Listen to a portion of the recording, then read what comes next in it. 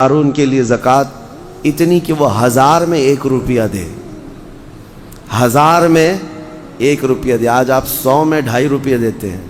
السلام علیکم ورحمۃ اللہ تعالی وبرکاتہ۔ معزز سامعین اکرام، مجھ کو امید ہے آپ بخیر ہوں گے، خیر و عافیت سے ہوں گے۔ میں شکیل رضا فیضی آپ کی خدمت میں ایک ویڈیو حاضر لے کر ہوا ہوں، اور رمضان کا مہینہ آنے والا ہے اور زکوٰۃ کے تعلق سے بہت زیادہ سوال پوچھے جاتے ہیں۔ آپ نے تھمبنیل پر دیکھا ہے، یہ زکوٰۃ کے تعلق سے ہے۔ یہ ہمارے ویڈیو میں یہ نہیں ہوتا ہے، صرف تھمبنیل پر لکھ دیتے ہیں اور تھمبنیل پر کچھ ہوتا ہے، ویڈیو کے اندر کچھ ہوتا ہے۔ ہماری ویڈیو میں ایسا نہیں ہوتا ہے، ہم جو تھمبنیل پر لکھتے ہیں وہی ہمارے ویڈیو میں ہوتا ہے۔ آپ نے جب اس پر تھمبنیل پر کلک کیا ہے تو آپ کو ضرور زکوٰۃ کے متعلق آپ کو سوال و جواب پوچھنا ہوں گے، لیکن یہ جو ہماری ویڈیو ہے یہ زکوٰۃ کے متعلق ہے، اور یہ آپ نے ویڈیو دیکھ ہی لی ہے۔ جو تھمبنیل پہ آپ نے کلک کیا ہے تو میں بتا دے رہا ہوں، آج کل جو ہم زکوٰۃ وغیرہ دیتے ہیں، جو ہم زکوٰۃ اپنے مال میں سے نکالتے ہیں، وہ زکوٰۃ کس کو دینا چاہیے، کس کو نہیں دینا چاہیے، کیا مدرسے میں زکوٰۃ دینا چاہیے، کیا سیدوں کو زکوٰۃ دینا چاہیے یا نہیں چاہیے، آپ کو اس ویڈیو میں سارے آپ کے ڈاٹس کلیئرس ہو جائیں گے، اور آپ اس ویڈیو کو ضرور پورا دیکھتے رہیں، کیونکہ ہم اس ویڈیو کے ذریعے آپ کے سارے سوال کے جو جواب ہیں وہ آپ کو دے دیے جائیں گے۔ اس ویڈیو میں بنے رہیں۔ جو مفتی سلمان اظہری ہیں، اس ویڈیو میں آپ کو پوری ڈاٹس کلیئر کر دیں گے۔ اگر چاہوں میں بھی اس ویڈیو میں بتا دوں، لیکن مفتی سلمان اظہری بتاتے ہیں تو زیادہ بہتر رہے گا۔ آئیے چلتے ہیں مفتی سلمان اظہری کے متعلق۔ اللہ بچائے۔ کچھ کا تو زکوٰۃ پر ایسا معاملہ ہے کہ وہ دینا نہیں چاہتے، اور کچھ ایسے ہیں جو دے تو لیتے ہیں لیکن کہاں دینا ہے یہ نہیں معلوم۔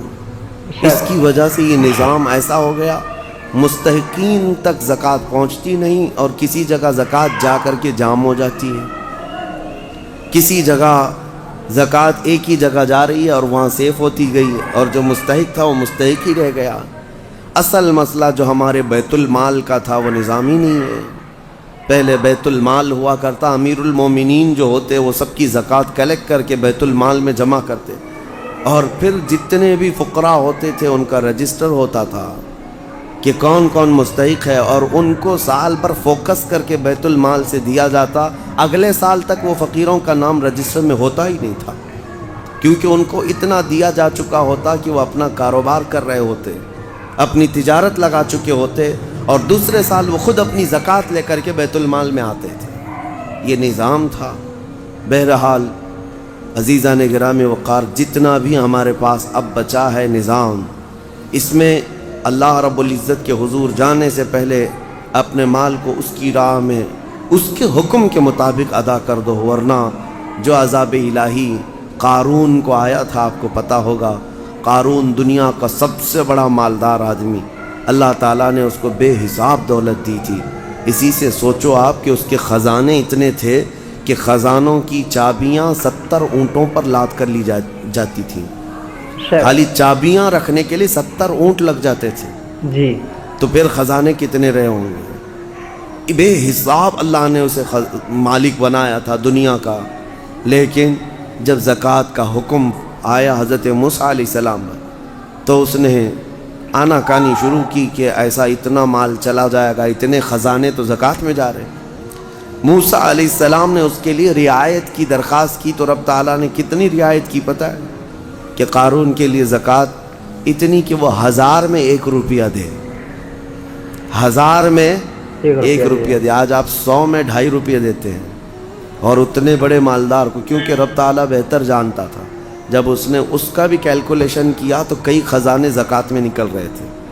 اب اس کا دل نہیں مانا کہ اتنے میں خزانے کسی کو مفت میں یوں ہی دے دوں۔ مال ایک ایسی چیز ہے جب کسی کے دل پر یہ غلبہ کر جاتی ہے تو وہ اپنے باپ کو بھی نہیں تسلیم کرتا، نہ اپنے بیٹے کو تسلیم کرتا۔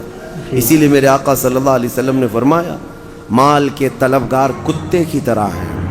کتا جو ہے مردہ کھانے کے لیے جاتا ہے، پورا بیل کھا تو نہیں سکتا لیکن دوسرے کتے کو برداشت بھی نہیں کر پاتا۔ کھاتا تو نہیں ہے پورا، لیکن کوئی دوسرا کتا آئے تو بھونکنے لگے گا، دانت نکالے گا، اس کو چیخ مارے گا۔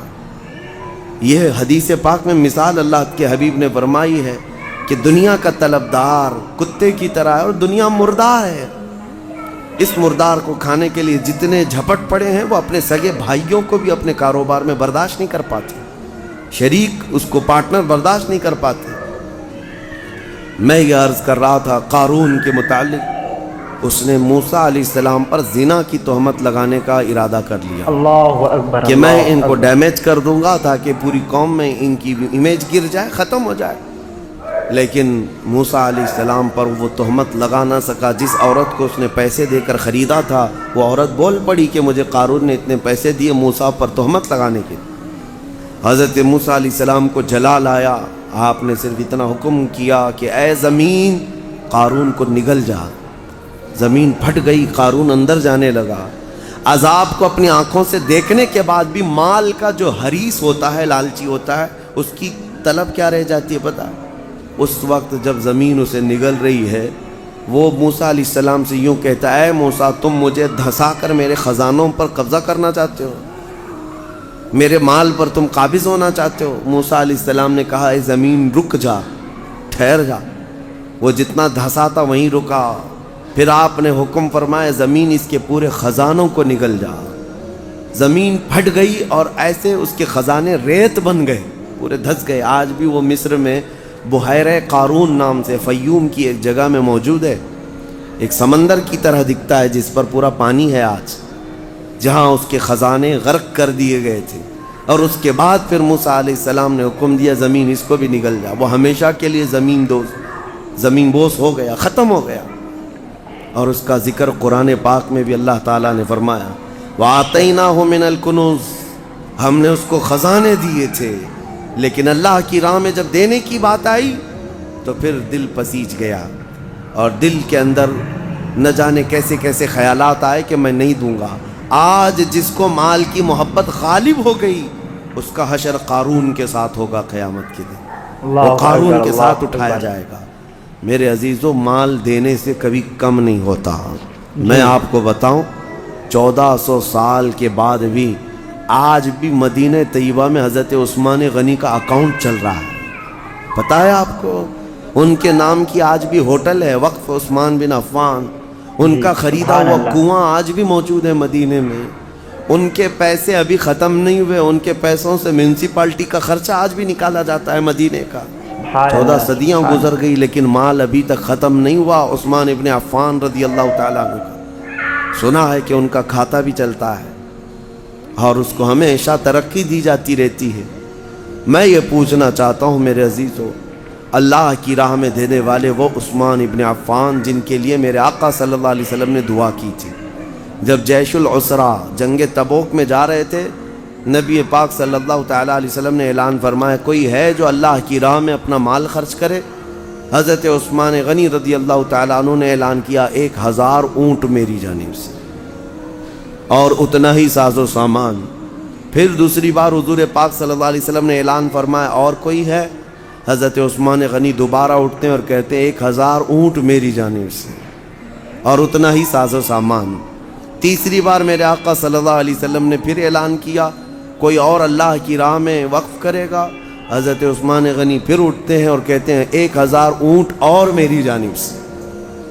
ایک محفل میں 3000 اونٹ ساز و سامان کے وقف کرنا، اور اس کے بعد میرے آقا نے فرمایا، اب عثمان کو جنت میں جانے سے کوئی چیز روک ہی نہیں سکتی، جنت واجب کر لیا انہوں نے اپنے اوپر۔ سبحان اللہ۔ میں کیلکولیشن کے اعتبار سے آپ کو ایک تخمینہ اندازاً بتاؤں، اس زمانے میں جو حضرت عثمان غنی نے ایک محفل میں وقف کیا تھا حضور پاک کے ایک فرمان پر، ایک محفل میں جو دیا تھا، آج کے حساب سے جب اس کو ٹیلی کیا جائے اور کیلکولیٹ کر کے اس کی آج کی قیمت لگائی جائے تو تقریباً 116 کروڑ روپے کی قیمت ہوتی ہے۔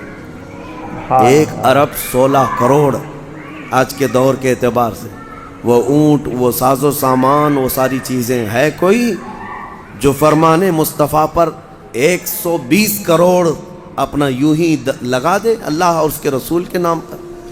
اب یہاں سے یہ بھی اندازہ ہوتا ہے کہ اللہ تعالیٰ نے ان کو اس زمانے میں کتنا مال دیا تھا، لیکن کبھی انہوں نے اللہ کی راہ میں خرچ کرنے کے لیے بخالت سے کام کبھی نہیں لیا، کبھی کوئی کنجوسی نہیں، کبھی کوئی مال پر بیٹھ جانا سانپ کی طرح، कोई एक जगह भी हमें नहीं दिखा सकता। हत्ता कि एक तिजारत उन्होंने जो की थी, अल्लाह अकबर, वो ऐसी तिजारत के मदीने में जो है यहूदी बड़े पैसे वाले थे। आज भी पूरी दुनिया को क्रेडिट पर जो चला रहे हैं ये यहूदी हैं। मल्टी नेशनल कंपनियां सब ये अपने पास रखते हैं, वर्ल्ड बैंक इनके पास हैं। पूरी दुनिया की बड़ी बड़ी कंपनियां जो आज आपको नज़र आती हैं, वो इलेक्ट्रॉनिक में तमाम चीज़ों को लें या फिर खाने पीने की चीज़ों को लें या इस्तेमाल की चीज़ें, बड़े लेवल की कंपनियां जिन पर ये डेरा डालकर बैठे हुए हैं। और इनका हाल यही है कि लोगों को सूद पर दो और इनका पूरा माल खींच लो। अब हर चीज़ पर क्रेडिट है ना। आपको तो कोई छोटा सा सामान भी लेना है तो आपको उधार दे दिया जाएगा और उसके बदले आपको सूद ले लिया जाएगा। यहूदियों के ये फितरत में बरसों से है, आज से नहीं। पूरी दुनिया को ये नोट पर लाकर खड़ा की हैं।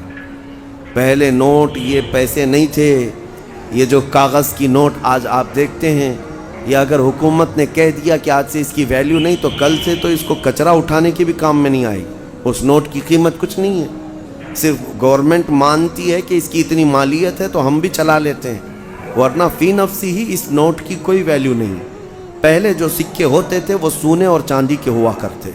हुकूमत आए जाए लेकिन सोने की अपनी कीमत तो होती थी जी। कोई हुकूमत चली भी जाए, सोने के सिक्के आपके पास हैं, चांदी के सिक्के आपके पास हैं, बस उसका नक्शा ही तो मिटाना है, मेल्ट करके दूसरा बना लेते हैं। लेकिन इन्होंने पूरी दुनिया से ये दिरहम और दीनार को ख़त्म किया और नोट पे लाकर खड़ा किया। उसकी वजह यही थी कि नोटों के ज़रिए से इनको इतना मालदार बनाया जाए। अचानक एक दिन जैसे यहाँ ऐलान हुआ था, कह दिया जाए कि नोटों की कोई वैल्यू नहीं है, सब के सब फ़कीर हो जाएंगे, सब के सब फ़कीर, किसी के पास कुछ ना रहे। उस ज़माने में मदीने तैयबा में ये यहूदी यूँ करते थे कि जो तिजारत का काफ़िला मुल्क शाम से आता था मदीने में माल बेचने के लिए, तो ये मदीने से कुछ मील दूर जा कर के पूरा माल ख़रीद लेते थे और ख़रीद करके मदीने में ला करके उसको जमा करते। फिर 8-10 दिन के बाद उस माल को डबल टिबल नहीं, पता नहीं कितने कितने दामों से यहाँ मदीने वालों को बेचते थे। बहुत महंगी चीज़ें यहाँ मदीने में बेचते, लोग मजबूरन वो सामान ख़रीदते। ऐसे हालात थे। एक बार हुआ ये कि हज़रत उस्मान गनी को जब ये चीज़ें, इनकी हालतें मालूम थी, तो काफ़िला मुल्क शाम से तिजारत का आ रहा था। अभी बहुत दूर था, हज़रत उस्मान गनी ने जाकर पूरा काफ़िला ख़रीद लिया, पूरा माल ख़रीद लिया। और ख़रीद करके जब मदीने आए, यहूदियों को पता चला कि हम तो लेट हो गए हैं। अब फिर सब के सब दौड़े दौड़े आए हज़रत उस्मान गनी के पास, देखो तुम्हारा तो एक काम है नहीं, हम बरसों से ये काम कर रहे हैं, तुम अपना ये माल बेच दो। हज़रत उस्मान गनी ने कहा मैंने ख़रीदा है, अब मैं बेचूंगा, मैं तिजारत के लिए लिया हूँ। कहा ठीक है, तिजारत तुम नफ़ा कमा लेना, कितने में लिए थे उसका डबल हमसे ले लो, जितने में लिए थे उसका डबल हमसे ले लो। यानी अगर तुमने 1 लाख की ये पूरी मालियत का काफ़िला ख़रीदा है तो हमसे 2 लाख ले लो। हज़रत उस्मान गनी ने कहा कि मैं इतने कम नफ़ा में नहीं बेचूंगा अपना माल। तो फिर वो बहस व मुबाहिसे के बाद बढ़ाते हैं, अच्छा 2 गुना ले लो, लाख रुपए की कीमत का है तो हमसे 3 लाख रुपए ले लो, 2 नहीं 3 लाख रुपए ले लो। हज़रत उस्मान गनी ने कहा नहीं, मैं इतने कम नफ़े में नहीं बेचूंगा। फिर बहस होती रही, 3 गुना पर आए। अब इसी से अंदाज़ा लगाओ कि वो 3 गुना हज़रत उस्मान गनी से ख़रीद रहे हैं, तो फिर मदीने वालों को कितनों में बेचेंगे जी। तो हज़रत उस्मान गनी उस पर भी इनकार कर गए कि नहीं, मैं 3 गुना ज़्यादा पे भी माल नहीं बेचूंगा, मुझे और नफ़ा चाहिए, और नफ़ा चाहिए, मैं तो ज़्यादा नफ़ा के लिए इसको ख़रीदा हूँ। वो बहस करते करते करते शाम हो गई और 5 गुना तक आ गए और धमकी देने लगे कि हमने इतने नफ़े में तुम्हारे माल की बोली लगाई कि अब दूसरा कोई तुम्हारा माल ख़रीदेगा ही नहीं। हज़रत उस्मान ने कहा मुझे कुछ फ़र्क नहीं पड़ता जी, मुझे कुछ नहीं फ़र्क पड़ता। तो जाते जाते किसी यहूदी ने कहा 10 गुना ज़्यादा पे दे दोगे, 1 लाख का माल 10 लाख में दे दोगे। हज़रत उस्मान गनी ने कहा जाओ तुम अपने घर, मैं इतने कम नफ़े में नहीं बेचने वाला। ये क्या बात हुई? बहुत बातें बनाई हज़रत उस्मान गनी के ख़िलाफ़ यहूदियों ने। उसके बाद 1 दिन गुज़रा था, मदीने के एक मैदान में पूरे काफ़िले का गल्ला, तिजारत का माल सब उतार दिया गया। حضرت عثمان غنی رضی اللہ تعالیٰ عنہ مدینے میں آئے اور عام اعلان کیا جس کو جس مال کی ضرورت ہے وہ اس میدان میں آئے اور مفت میں لے کر چلا جائے، جس کی جو ضرورت ہے۔ حضرت عثمان غنی کے اس اعلان پر غربائے مدینہ، فقرائے مدینہ ٹوٹ پڑے، جن کو جس غلے کے اناج کی ضرورت تھی وہ بھر بھر کر لے کر چلے گئے۔ شام ہوئی تو یہودی آئے اور پوچھنے لگے عثمان یہ کیا کیا تم نے، یہ کیا کیا تم نے؟ ہم 10 گنا زیادہ پر مال خریدنا چاہتے تھے اور تم نے اونے پونے پتہ نہیں مفت میں کیوں بانٹ دیا؟ حضرت عثمان نے کہا میں نہیں کہتا تھا کہ میں زیادہ نفع چاہتا تھا، تم اتنا نفع نہیں دے سکے، کہا تم تو مفت میں دیے۔ کہا کس نے کہا؟ جھوٹ بات ہے، میں نے مفت میں دیا، میں نے اللہ کے ہاتھ 70 گنا زیادہ فائدے میں بیچا ہے، بے شک، سبحان 70 گنا اللہ، فائدے میں نے بیچا ہے اپنا مال، اور وہ بھی میرا خریدار خلاق کائنات رب العالمین ہے جو وعدہ خلافی نہیں کرتا۔ یہ عثمان غنی کا یقین اور توکل تھا اپنے رب کی ذات پر، کیونکہ قرآن میں اللہ نے فرمایا مثل الذین ينفقون اموالهم فی سبیل اللہ کمثل حبۃ انبتت 7 سنابل فی کل سنبلۃ 100 حبہ۔ انہی کی شان میں یہ آیتیں نازل ہوئی تھی، حضرت عثمان کی شان میں یہ آیتیں نازل ہوئی۔ اللہ فرماتا ان لوگوں کی مثال جو اللہ کی راہ میں دیتے ہیں ایسی ہی ہے جیسے کسی نے پھلیوں کی ایک بیج بوئی زمین پر۔ پھلی جانتے ہیں جس میں لمبی لمبی پھلیاں ہوتی ہیں، اللہ تعالیٰ فرماتا ہے پھلیوں کا بیج کسی نے بویا اور پھر جب وہ پودا اگ آیا تو اس پودے میں 70 بالیاں نکلیں، 70 پھلیاں نکلیں، اور ہر پھلی میں 100 بیج، ہر پھلی میں 100 بیج، ایک بیج ڈالا تھا 70 پھلیاں نکلیں اور ہر پھلی میں 100 بیج۔ اللہ فرماتا ہے کہ اس کا مطلب یہ ہوا کہ ایک بیج ڈالا تو 70 پھلیاں نہیں آئیں بلکہ 700، اور اللہ تبارک و تعالیٰ فرماتا ہے اس سے بھی زیادہ رب تبارک و تعالیٰ دینے پر قادر ہے۔ 700 نہیں، 7000، 70000، اس سے بھی زیادہ دینے پر رب ذوالجلال قادر ہے۔ عزیزان گرامی وقار، ہم نے اس نظام کو یوں سمجھ لیا ہے کہ ایک فیشن ہے، برسوں سے چلا آ رہا ہے۔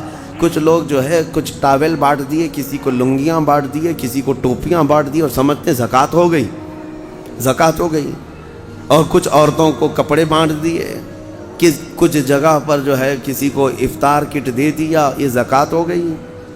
کچھ چیزوں کا دکھاوا کر لینے سے زکوٰۃ نہیں ہوتی، زکوٰۃ کا مال پورا کا پورا حساب کرو، حساب کے ساتھ نکالو اور مستحق تک پہنچاؤ۔ تو معزز سامعین اکرام، آپ نے مفتی سلمان اظہری کی اس ویڈیو کو سن ہی لیا ہے، تو معزز سامعین اکرام آپ کو اس ویڈیو سے کیا سیکھ ملتی ہے؟ ہم کو اس ویڈیو سے یہ سیکھ ملتی ہے معزز سامعین اکرام کہ ہمارے پاس اللہ رب العزت ہمیں اتنا پیسہ دیتا ہے، اتنا خزانہ دیتا ہے، یہ سب میرے رب کا فضل ہے جو ہماری بینکوں میں جمع ہوتا ہے۔ یہ رب کائنات، رب خلاق کا بہت بڑا احسان ہے۔ میرے مولا نے، میرے سرور کائنات فخر معجزات کے صدقے میں اللہ رب العزت نے ہم کو بہت مال دیا جو ہماری بینکوں میں بھی ہوتا ہے، اور جو مفتی سلمان اظہری نے بتایا ہمارے پاس مال بھی ہوتا ہے، ہم اس کی زکوٰۃ نہیں نکالتے ہیں۔ رب تبارک و تعالیٰ نے ہم پر زکوٰۃ فرض کی ہے۔ قرآن میں اللہ رب العزت نے ارشاد فرمایا ہے کہ زکوٰۃ دو اور نماز قائم کرو، اور ہم پر 5 چیزیں فرض ہیں۔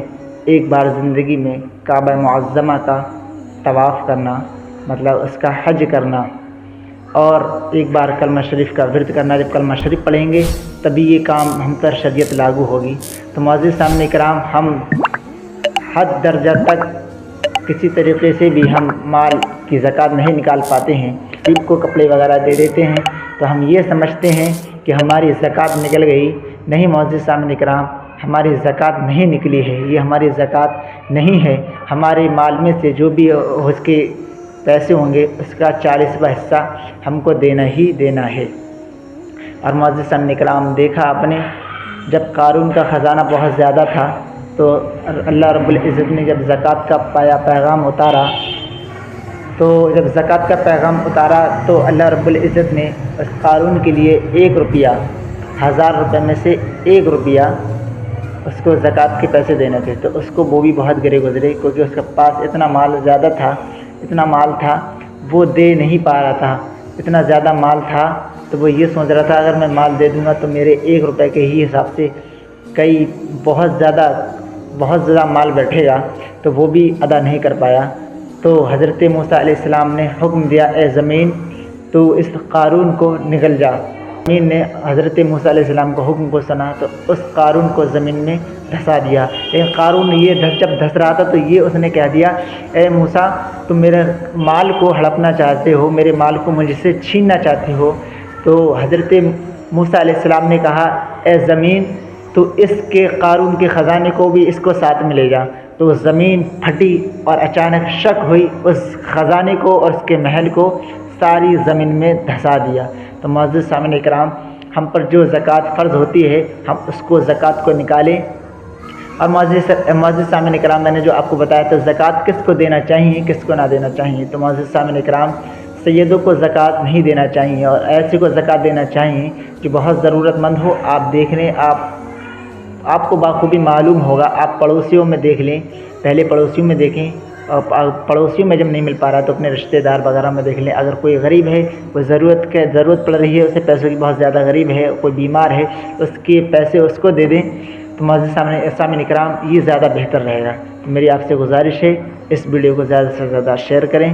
میں شکیل رضا فیضی، میرا چینل رنگ راز بلاگ ہے، تو اس ویڈیو کو زیادہ سے زیادہ شیئر کریں تاکہ لوگوں کو سیکھ حاصل ہو جائے، اور رمضان شریف کا مہینہ بھی آ رہا ہے، اور تاکہ اس ویڈیو کو زیادہ سے زیادہ لوگ دیکھیں اور سیکھ حاصل کریں۔ السلام علیکم ورحمۃ اللہ تعالی وبرکاتہ۔